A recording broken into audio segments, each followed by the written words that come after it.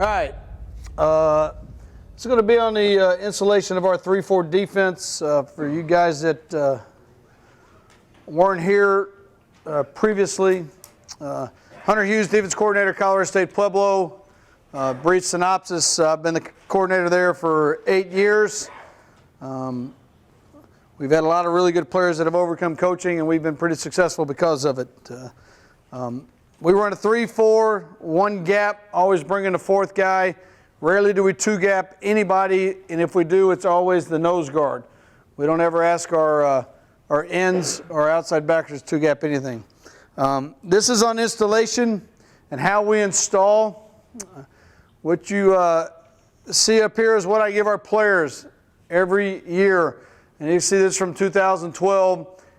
And we break it down to what we're wearing, to what the situation is, to what front we're putting in, what movement we're putting in, if we're adding a zone blitz, a man blitz, any type of coverage, and then what special teams we're doing. So the yellow simply means that we have a walkthrough that morning.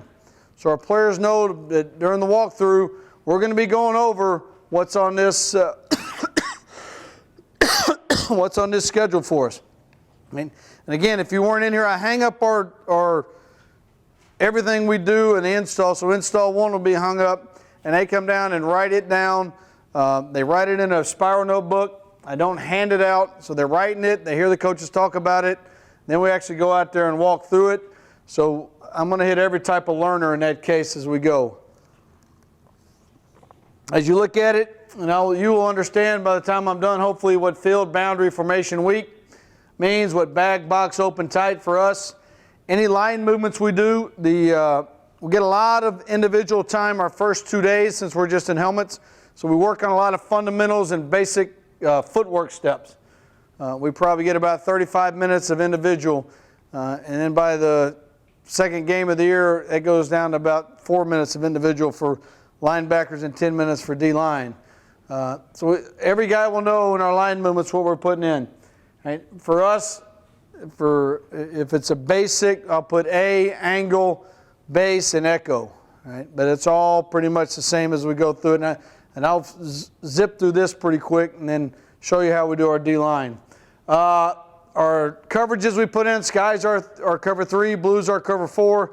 Roll is a cover 3 that we used to use when we brought it to the boundary. Now we just simply say sky because our guys gotten used to it.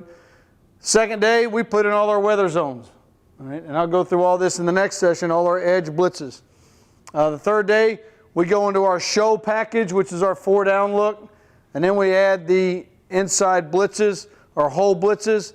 As you can see, this ZB represents zone blitz. Purple is our quarter, half.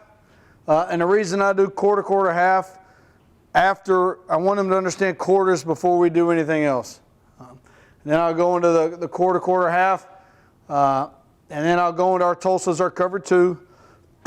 Holes are 3 under 3 deep for our inside blitzes. On the fourth day, we put our 4-man games in for show, for our 4-down look. And we put in all our secondary blitzes, and then you see our black coverage, which is our trap coverage. Right? And if you guys want a little alternative to 3 under 3 deep, black is an excellent coverage. Our first day in pads, we always go full gear, and the situation's always goal line. Our head coach wants to start it out because we're so adamant about stopping scores and being in the red zone, and our offense talks about how they want to be more physical in the goal line area inside the 10-yard line. So we always start in full pads. We do a full live goal line scrum. All right? And it's a lot of fun. It's really heated. Our players love it. Kind of gets camp going after you've had 4 monotonous days of not doing a lot. We do run this sit coverage, which I'll talk about tomorrow morning. All right? And then as we go through, as you can see by day 9 or practice 9, I got everything in. All right? I'm not putting anything in. I'm going through everything. We have 21 practices in Division II before our first contest. So I put everything in as fast as we can, throw the kitchen sink at them, and let them digest it and learn it as we go. And so I'll have probably another 3 days before we start our game planning for our first opponent as we go through this. But our players understand, and I think this is good. If you, however you want to break it down to give it to your players, I think it's a great way. So now they're not surprised. They know what's coming in. And again, you can hold them accountable that they have to look at this and know what's going on.